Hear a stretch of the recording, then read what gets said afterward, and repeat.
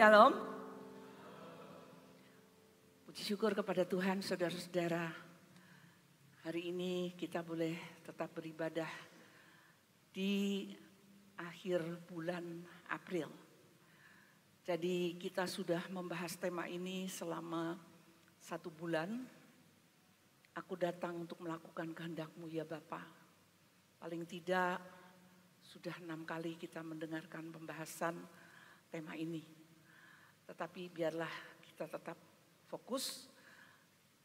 Kami mengucap syukur, terima kasih kepada para pelayan altar yang sudah dengan segenap hati, para pelayan multimedia dan semuanya yang pada hari ini sudah melayani Tuhan dengan begitu baik. Kita akan bersama-sama mendengarkan firman Tuhan yang terambil dari tetap kitab Ibrani pasal 10, tapi kita akan maju ke ayat 22 sampai 26 dan Ibrani 12 ayat 25. Silakan nanti Saudara Ucun akan membacakan ayat-ayat ini. Silakan semua berdiri yang sudah mendapatkan. Ibrani pasal yang ke-10 ayat 22 sampai 26. Ibrani pasal 12 ayat yang ke-26. Demikian bunyi firman Tuhan. Karena itu marilah kita menghadap Allah dengan hati yang tulus ikhlas dan keyakinan iman yang teguh. Oleh karena hati kita telah dibersihkan dari hati nurani yang jahat dan tubuh kita telah dibasuh dengan air yang murni. Marilah kita teguh berpegang pada pengakuan tentang pengharapan kita, sebab Ia yang menjanjikannya setia. Dan marilah kita saling memperhatikan, supaya kita saling mendorong dalam kasih, dalam pekerjaan baik. Janganlah kita menjauhkan diri dari pertemuan-pertemuan ibadah kita, seperti dibiasakan oleh beberapa orang, tetapi marilah kita saling menasihati dan semakin giat melakukannya menjelang hari Tuhan yang mendekat. Sebab jika kita sengaja berbuat dosa, sesudah memperoleh pengetahuan tentang kebenaran, maka tidak ada lagi korban untuk menghapus dosa. Ibrani pasal 12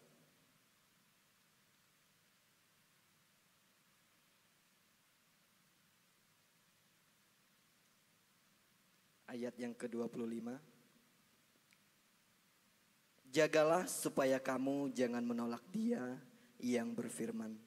Sebab jikalau mereka yang menolak Dia yang menyampaikan firman Allah di bumi tidak luput, apalagi kita, jika kita berpaling dari Dia yang bicara dari sorga. Amin. Terima kasih. Mari kita berdoa. Ini saatnya ya Tuhan, Engkau berbicara kepada kami. Saat dimana kami mempersembahkan diri kami kepadamu. Roh, jiwa dan tubuh kami kiranya benar-benar ada di hadapan Tuhan. Bukan sekedar hadir ya Tuhan di dalam tempat ibadah ini. Tetapi biarlah Allah Bapa, Tuhan Yesus dan Roh Kudus memberikan kepada kami pemahaman yang dalam, supaya kami jangan berdosa kepadamu, baik jemaatmu, baik hambamu yang melayani Tuhan. Engkau yang melayakkan kami. Ampuni apabila seringkali kami jauh pemahaman kami daripadamu Tuhan. Biarlah suara kebenaran ini boleh kami hayati dan kehidupan kami secara pribadi masing-masing di hadapan Engkau. Urapi kami semua. Di dalam nama Tuhan Yesus berbicaralah. Amin. Silakan duduk. Saya sampaikan tadi bahwa tema ini paling tidak masing-masing sudah sekurang-kurangnya 6 kali mendengarkan. Aku datang untuk melakukan kehendak-Mu ya Bapa. Aku di sini apa yang dikerjakan oleh Tuhan Yesus. Dari awal Dia datang ke bumi ini, lahir sudah dengan beban tujuan, misi, rencana Allah di dalam dirinya, di dalam hidupnya.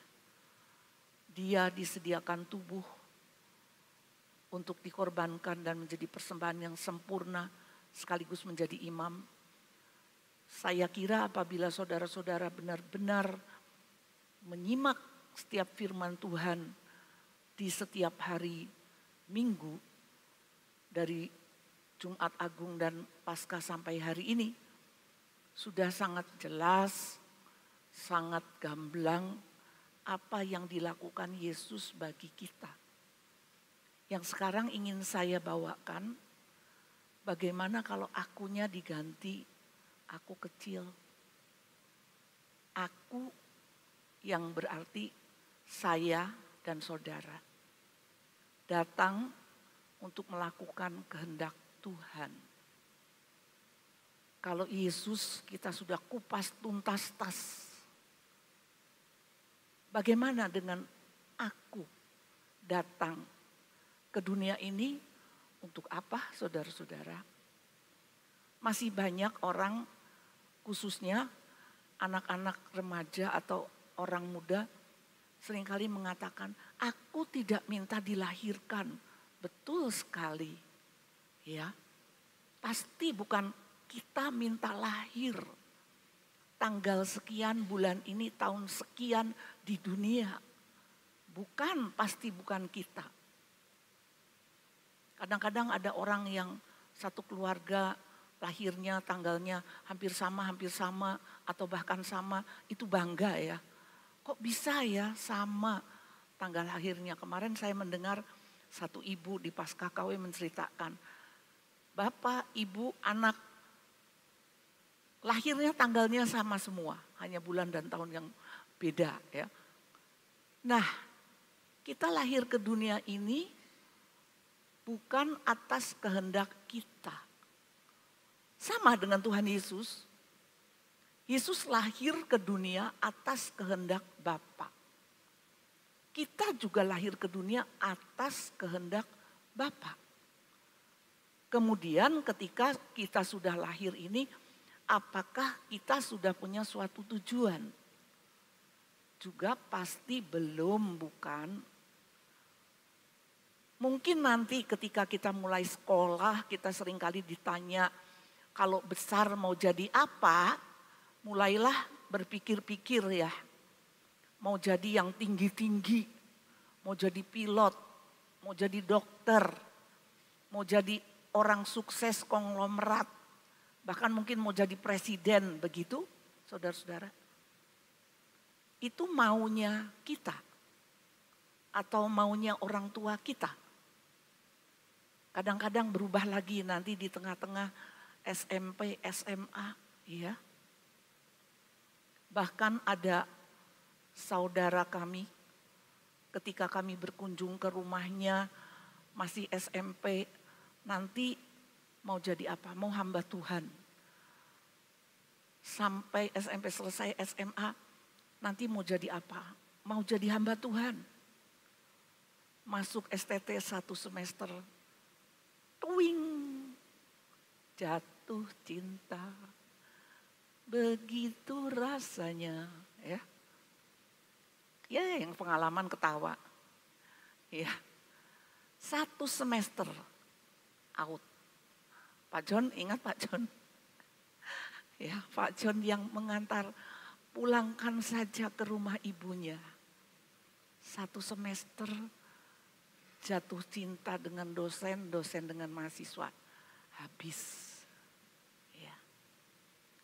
Jadi, saudara-saudara yang dikasihi Tuhan, aku datang ke dunia untuk melakukan kehendak siapa sih? Ini sebuah pertanyaan yang tidak boleh main-main kita menjawabnya. Karena nanti ketika kita menjalaninya, kita akan berkata, waduh, waktu kok sangat cepat berlalu. Ya, kok saya kemarin juga sudah merayakan ucapan syukur wisuda cucu saya yang pertama. Dan saya mengatakan kok cepat ya. Yang tidak menjalani cepat. Yang menjalani wah sibuk tugas. Bukan hanya tugas akademik, tapi tugas kampus juga. Tugas sebagai mahasiswa, pengabdian masyarakat dan sebagainya. Waktu habis, setelah itu aku mau kemana? Sudah lulus. Aku mau jadi apa? Tanyanya ke siapa? Tanya ke orang tua, tanya teman, tanya diri sendiri atau tanya Tuhan. Nah ini masalahnya saudara-saudara yang dikasihi Tuhan. Aku datang ke dunia mau melakukan kehendak siapa? Apakah kita hanya merencanakan sekolah sampai tuntas minimal S1, setelah itu berkeluarga, memiliki keturunan, mempunyai pekerjaan, mempunyai jabatan, semakin banyak, meningkat, mengembang, bertambah-tambah, itukah namanya tujuan hidup yang sukses, saudara-saudara. Saya tadi bangga dengan anak-anak sekolah minggu ketika ditanya oleh pembicara, hari ini hari apa Paskah? Hari apa kebangkitan Tuhan Yesus? Tuhan Yesus itu siapa? Allah. Wah bagus sekali jawabannya. Hari ini kamu kesini kenapa? Sekolah minggu, beberapa menjawab sekolah minggu. Ditanya ada jawaban yang lain? Ada. Apa? Ibadah, puji Tuhan. Anak kecil sudah tahu. Firman Tuhan tadi mengatakan kepada kita di dalam Ibrani pasal yang ke-10 ayat yang ke-22 mengatakan, marilah kita menghadap Allah dengan hati yang tulus ikhlas, dengan keyakinan yang teguh, karena kita sudah disucikan, hati kita menjadi murni, tubuh kita dibasuh oleh air, saudara-saudara. Jadi setelah Yesus melakukan semuanya dengan sempurna, menjadi imam besar agung, sekaligus menjadi kurbannya, sekaligus membawa darah persembahannya di hadapan Allah, dan itulah persembahan kurban yang sejati. Lalu apa bagian kita? Hendaklah kamu datang menghadap Allah, saudara-saudara. Saya masih sangat prihatin dengan orang-orang Kristen, jemaat Tuhan, yang seringkali masih belum menghadap Allah dengan hati yang tulus, ikhlas. Tidak dengan dorongan atau paksaan orang lain atau alasan-alasan lain, malu kalau nanti dicari, ditanya, dan seterusnya. Masih harus ada suami yang didorong-dorong oleh istri, orang tua yang bahkan didorong-dorong oleh anak. Anak yang mendorong-dorong orang tua untuk ibadah. Atau ibadahnya tidak tulus ikhlas itu hanya karena tidak enak hati. Nanti ditanya oleh Bu Surya, dikunjungi oleh tim perkunjungan. Kenapa tidak datang? Dan mengajukan bermacam-macam dalih, saudara-saudara. Seperti orang yang diundang ke perjamuan kawin seorang raja dan mereka meminta maaf, bersama-sama meminta maaf, saudara-saudara. Ada yang meminta maaf karena mau mencoba lembu yang baru dibeli 5 pasang. Ada yang mau melihat ladang yang baru dibeli, ada yang baru kawin. Dosakah itu? Dosa enggak sih? Enggak ada ya di Taurat, saudara-saudara. Kalau membeli lembu mau dicoba itu, jangan mencoba lembu pada hari Sabat. Tentu tidak sedetail itu. Tetapi itu bisa menjadi dalih.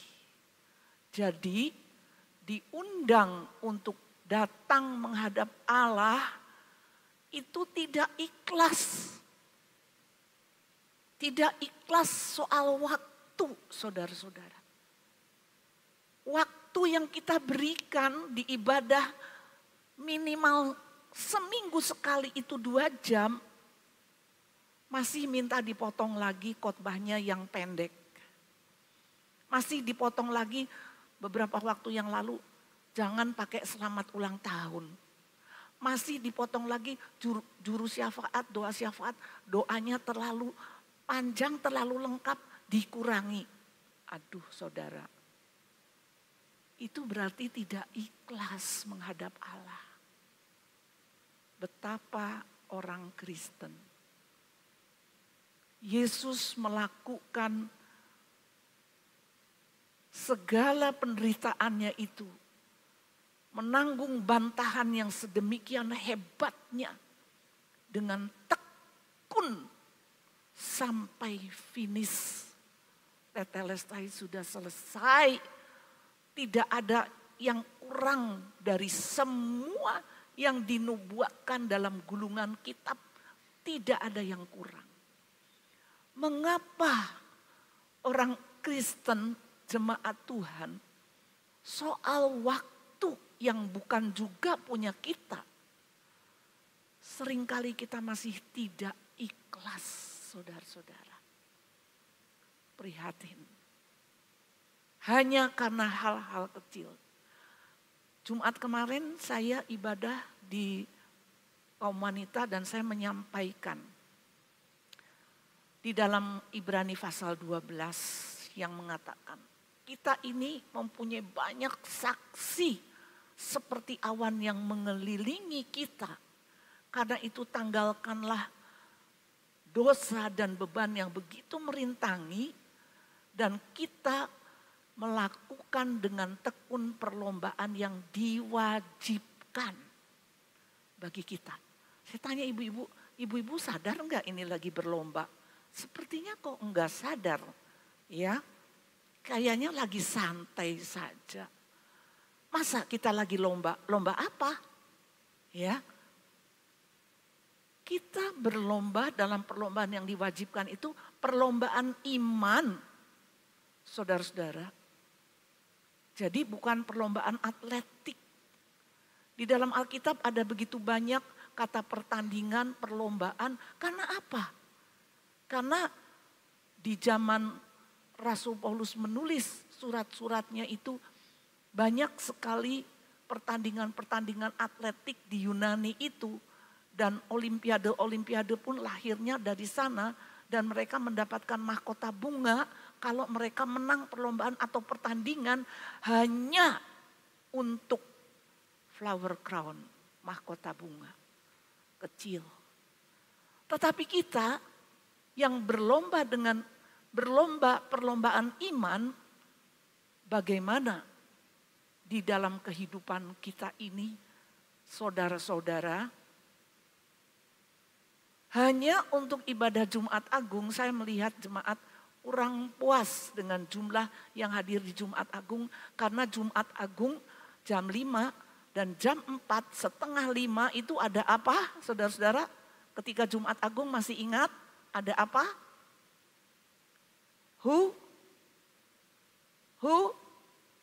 Hujan. Ya. Apakah saya mau minta Tuhan jangan turunkan hujan? Atau saya mau minta supaya orang percaya, orang Kristen, anak Tuhan berani menembus hujan. Saya bingung berdoanya nih saudara-saudara. Nanti sebentar saya minta Tuhan tolong hujan jangan turun. Supaya yang lanjut usia ini tidak sulit untuk datang, tidak takut masuk angin, tidak takut sakit. Sebentar saya berdoa lagi, Tuhan beri mereka kekuatan untuk menembus hujan. Kalau hati kita tuh mau menghadap Tuhan dengan tulus ikhlas, itu loh saudara. Sampai sekarang ini harusnya sudah tidak ada lagi yang streaming. Itu harapan para gembala saudara-saudara. Bagaimana kita ini ingin menghadap Allah di rumah Allah. Di rumah Bapa, memang seperti itu sekarang budayanya. Anak-anak kepada orang tua tidak rindu kepada rumah kampung halamannya. Yang ada sibuk, sibuk. Cuma WA, video call itu sangat menolong. Bagaimana papa mama baik, oh baik ya udah. Tapi tidak rindu dengan rumah orang tua. Tidak rindu dengan rumah masa kecil dulu. Orang Kristen juga, Bapak Ibu Saudara. Seperti diberi pilihan ada streaming itu, apalagi yang di Jakarta, yang jaraknya jauh-jauh.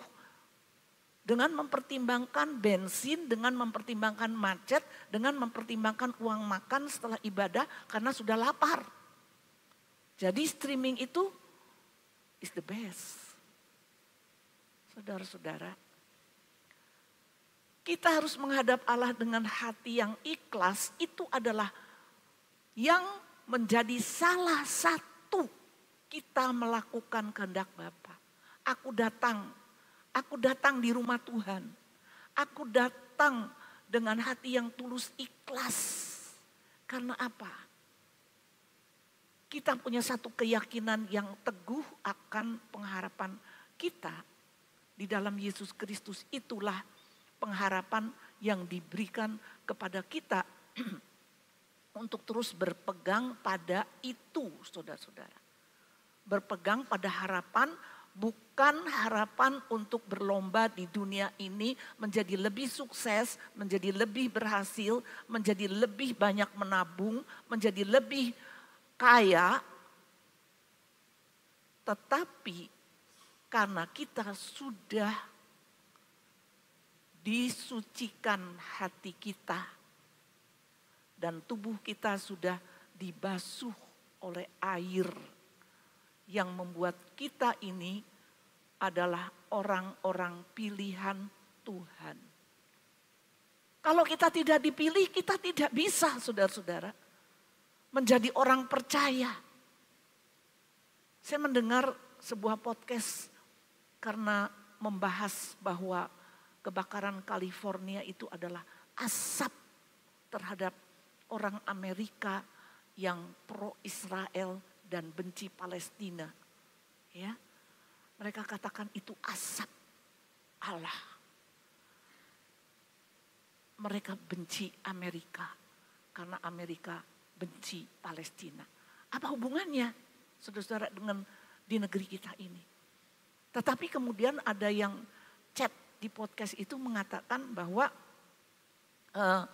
memang orang-orang LA itu 75% Kristen, 75% Kristen, tapi mereka itu kalau bisa kerja 24 jam setiap hari untuk menjadi kaya, punya mansion, rumah-rumah mewah yang layaknya sudah sampai di surga. Kejar itu, saudara-saudara. Sehingga fokus mereka itu adalah kerajaan dunia ini. Mereka Kristen, mungkin sejak di dalam kandungan. Mereka Kristen mungkin dari sekolah minggu. Waktu itu menjadi Kristen diharus-haruskan oleh orang tuanya. Adakah saudara kita ibadah ini karena diharus-haruskan oleh orang tua kita? Adakah kita beribadah ini karena ditakut-takuti? Kalau enggak ibadah loh nanti berkatnya dikurangi. Kadang-kadang tim kunjungan masih suka pakai kata-kata yang seperti itu. Kalau enggak ibadah loh nanti berkatnya dikurangi. Jangan-jangan lagi saudara-saudara ya nanti diasap sama Allah. harusnya memang adalah kesadaran kebutuhan dan kerinduan saudara-saudara. Bukan keterpaksaan, keharusan, ketakutan, bukan. Tetapi kesadaran, kebutuhan dan kerinduan. Butuh bukan butuh supaya doa kita didengar. Butuh bukan butuh supaya kita ini apa yang kita naikkan kepada Tuhan, Tuhan berikan kepada kita. Apa yang kita berikan kepada Tuhan, Tuhan balas kepada kita. Selalu model transaksi ini terjadi dalam hidup Kristen. Mohon ampun kepada Tuhan kalau kita ini masih kurang sadar. Yesus memberikan segalanya dengan tulus ikhlas, dengan rela, dengan tuntas, dengan totalitas. Tapi sedikit-sedikit kita ini menunggu balasan Tuhan. Apa Anda kebalik ya? Kita harus menegur diri kita, saya, saudara. Jangan mengharap karena kita ini sedang membalas. Bukan kita berbuat supaya dibalas. Kita bukan memberi supaya kita selamat. Kita memberi karena kita sudah selamat. Jadi saya juga sedang belajar saudara-saudara. Puji Tuhan hari ini Mas Ucun full ya. Penuh dengan pelayanan. Kita belajar mempersembahkan apa yang terbaik dan apa yang kita bisa persembahkan dengan tidak berharap Tuhan balas apa. Ya, di slide yang kedua, kita punya pengharapan di dalam ibadah kita itu akan janji, saudara-saudara. Bukan hanya karena kesadaran, kebutuhan dan kerinduan, tetapi akan janji. Di dalam perjanjian baru itu, saudara, janji Tuhan kepada murid-muridnya bahwa dia akan bangkit. Nah itu, bahwa dia tidak akan tetap di dalam kubur, bahwa dia mengalahkan maut. Dan seorang murid perempuan itulah yang dengan tulus ikhlas, dia sudah dengan tubuh yang dibasuh dari dosanya. Dia yang sudah dilepaskan daripada 7 setan yang merasukinya. Dia sudah diperbarui hidupnya. Dia datang dengan segala kerinduannya kepada Tuhan akan janji Tuhan itu. Dia cari. Dia tengok di kuburannya saudara-saudara. Tidak mau pergi sebelum berjumpa secara pribadi dengan Tuhannya. Baru 3 hari saudara-saudara.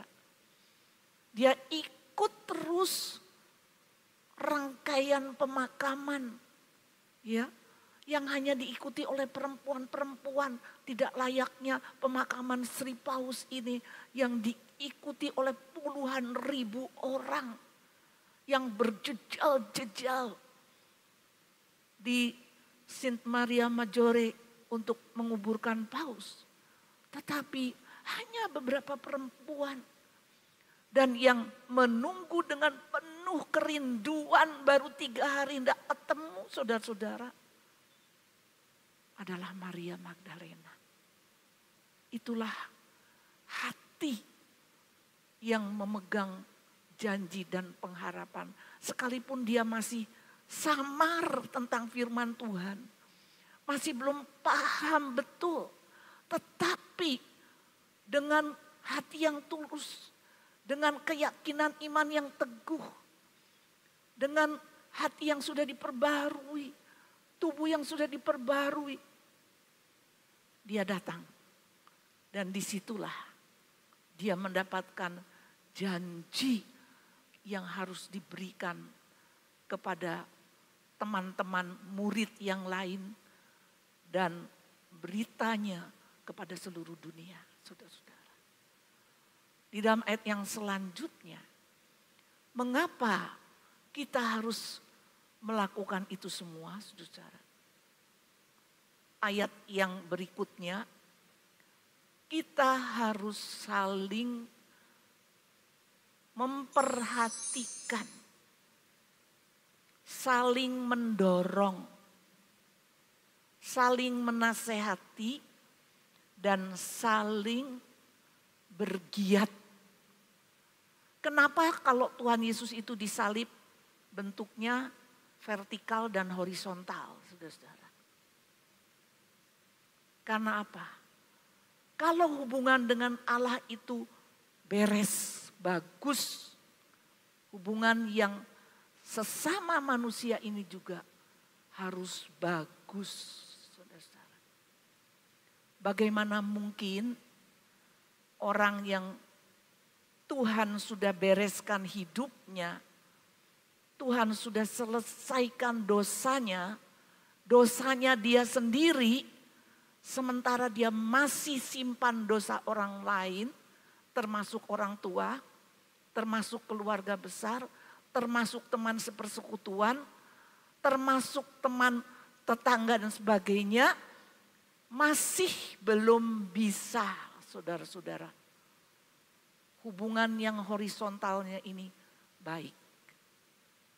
Masih simpan jengkel, marah, sakit hati, tidak tegur sapa. Itu yang banyak masih terjadi di antara orang percaya dan orang percaya. Saya mendengar seorang jemaat dari gereja lain, dia mengatakan, sejak suami saya tidak ada, saya itu menjadi kecewa. Karena apa?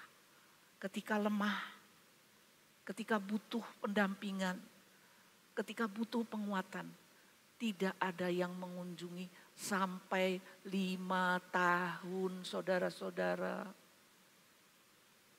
5 tahun. Adakah gembala itu kalau kehilangan domba itu dibiarkan sampai 5 tahun, ya sudah jadi sate, saudara-saudara, dombanya. Jangan dicari lagi. Di saat orang melakukan perlombaan iman, ibadah harusnya yang setia.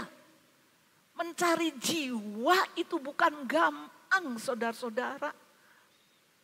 Mencari jiwa itu melepaskan jiwa dari cengkeraman setan, disayang oleh setan. Selalu diiming-imingi macam-macam oleh setan. Kita mau lepaskan dia dengan Injil Yesus Kristus. Mudahkah itu? Hilang, dibiarkan begitu saja, saudara-saudara. Ada itu, seperti itu. Karena itu di tempat ini sungguh perkunjungan itu hal yang mayor di dalam pelayanan. Menyadarkan orang untuk kembali. Menyadarkan orang untuk setia. Mendorong saudara-saudara. Ada orang yang ketika dikunjungi itu, yang kesekian kalinya kok sudah berubah sekali menjadi kurus. Menjadi begitu pucat, menjadi begitu loyo. Bahkan dia mengungkapkan, aku sudah ingin bunuh diri, saudara-saudara. Karena begitu beratnya beban hidup. Siapa yang mau peduli? Kalau dia adalah orang yang bekerja, kalau dia adalah orang yang di golongan menengah ke bawah. Itulah saudara-saudara. Mendorong. Saling memperhatikan. Jadi kalau di GPIAI Efata ini ya, khususnya ibadah pagi, tempatnya itu biasanya sudah dikontrak ya. Di sana punyanya ibu ini, di pojok sana itu ibu A, B ya. Di tengah sini si A. Itu kalau tidak kelihatan sebetulnya sangat ketahuan ya. Kemana? Kemana dia? Jadi bukan hanya sekedar shalom. Siapa yang disyalomi itu? Tahu rumahnya di mana? Tahu dia itu bagaimana? Tahu keadaannya seperti apa? Kenal dekat? Oh ya tidak. Nah itulah saudara-saudara. Bagaimana komunitas yang bagus, yang kuat itu saling memperhatikan, bukan memperhatikan, tasnya baru ya, seperti yang iklan-iklan itu ya, waduh, sepatunya baru, bukan memperhatikan itu saudara ya. Kenapa? Di mana? Ada apa? Itu sangat dibutuhkan. Teman-teman remaja, 1 kali, 2 kali, 3 kali hilang, kemana? Ketemu di Pancasila. Loh, sekarang kok temannya begini? Bahaya saudara-saudara. Loh, sudah lama tidak hadir. Ternyata dia sudah kena oleh seorang gadis berkeyakinan lain. Nah itu saudara-saudara. Jadi bagaimana Tuhan itu menyelesaikan persoalan dengan Bapa untuk manusia dan manusia dengan manusia. Dan melakukannya bukan dengan ya kalau sempat, tapi melakukannya dengan giat saudara.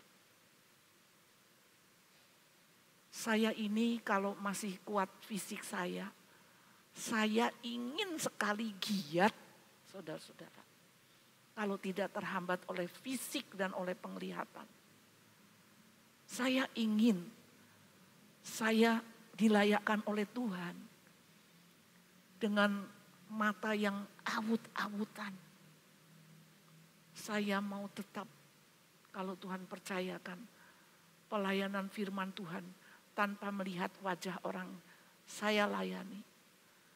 Tapi biarkanlah Tuhan pakai tubuh mulut saya ini masih bisa berbicara. Saudara-saudara. Jadi dengan demikian bagaimana kita ini melakukan kehendak Bapa itu seperti apa? Bukan hanya dalam komunitas di gereja. Tetapi bagaimana kita juga punya kerinduan seperti Maria. Ketika begitu dia mendengar suara Yesus kekasih jiwanya itu, dia katakan Rabuni. Dia sudah ingin nubruk saudara-saudara. Yesus katakan, pergilah. Katakanlah kepada murid-murid yang lain. Sampaikanlah berita pertobatan dan berita pengampunan dosa ke seluruh dunia. Dia pergi dan teman-teman murid-murid itu masih ragu. Tapi dia pergi dengan semangat yang menggelora dan setelah itu dia terus giat. Termasuk kepada murid yang 120, termasuk kepada murid yang diutus. Itulah saudara-saudara. Bagaimana zaman penganiayaan awal dari orang-orang Yahudi kepada para pengikut Yesus itu di dalamnya adalah orang-orang yang giat melakukan kehendak Bapa. Bagaimana saudara-saudara kita, saudara-saudara yang masih muda, yang masih kuat, yang masih punya semangat, apa tujuan hidup saudara sekarang ini? Minta kios diperbesar, minta jabatan naik, mau menyekolahkan anak lebih tinggi, harus lebih banyak waktu untuk nabung. Apa fokus kita? Ketika saya selesai ibadah komunitas, ada yang mengatakan, Bu saya ndak ikut lomba dulu. Saya jadi kaget sendiri. Lomba apa ya? Loh, saya baru berkhotbah tadi tentang lomba ya. Ndak ikut lomba dulu Bu. Yang mau lomba anak saya. Ya, mau lomba ke luar negeri harus apa? Fokus menabung. Nah, saudara-saudara, ada terlalu banyak hal yang membuat kita ini terlambat, saudara-saudara. Bukan penuh dengan Roh Kudus, tapi penuh dengan Roh Kudus. Kurang disiplin, saudara-saudara. Bukan menggelora, ingin memberitakan Injil. Kapan saya bisa bertemu dengan teman saya yang ini? Kapan aku bisa berbincang dengan temanku yang ini? Kapan aku bisa mengadakan persekutuan baru di lingkungan yang baru, di rumahku yang baru? Kapan aku bisa ngomong-ngomong memberitakan Injil Yesus Kristus? Adakah itu selalu di dalam hati kita setiap hari, saudara-saudara?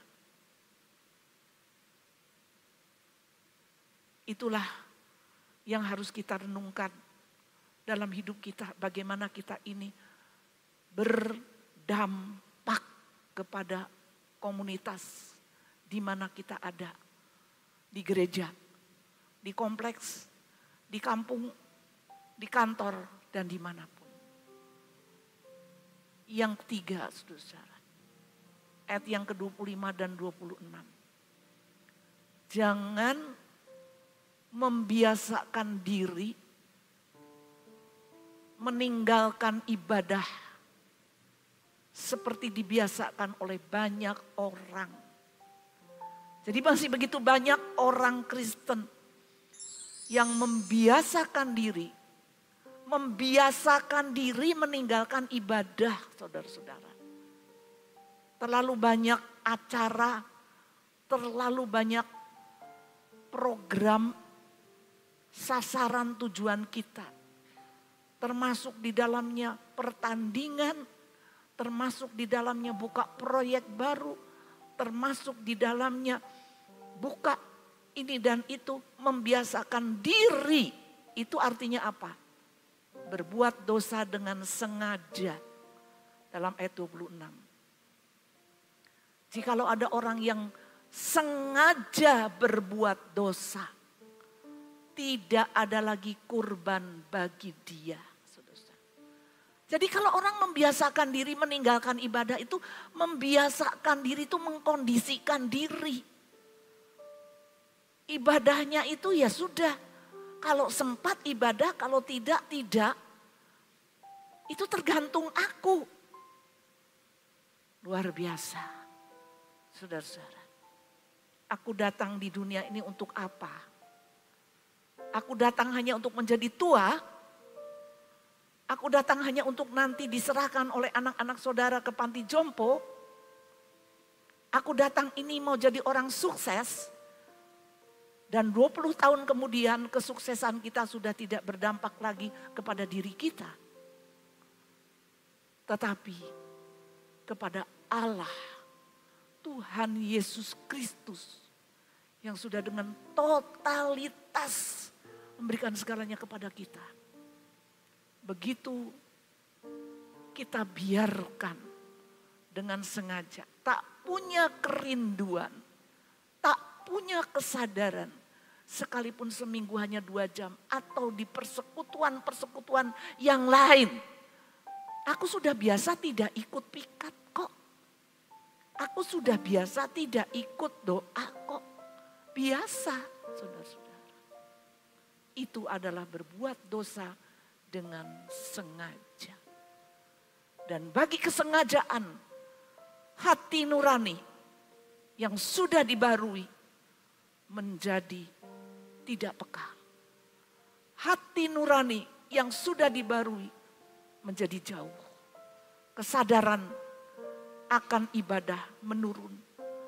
Lebih lagi kesadaran untuk pelayanan semakin tidak punya waktu. Kesadaran untuk bersekutu, berjumpa secara pribadi dengan Tuhan, tak ada kerinduan lagi. Kaulah segalanya.